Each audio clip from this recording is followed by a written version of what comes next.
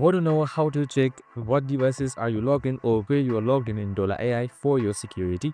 Well, no worries. In this video, I'm going to show you an easy step-by-step guide on how you can do it. It's super simple and under a minute, so let's get straight to it. Now, first things first, you can just simply open up your Dola AI application. So once you open it up, you should be under this interface right here. So we have also created similar videos of how to install and use Dola AI, so make sure to watch it. So once I've done that and once you are under this interface, on the bottom right side you should be seeing profile right here, just like that. And now once you click at profile, here you should be seeing the gear icon on the top right side, just simply like that.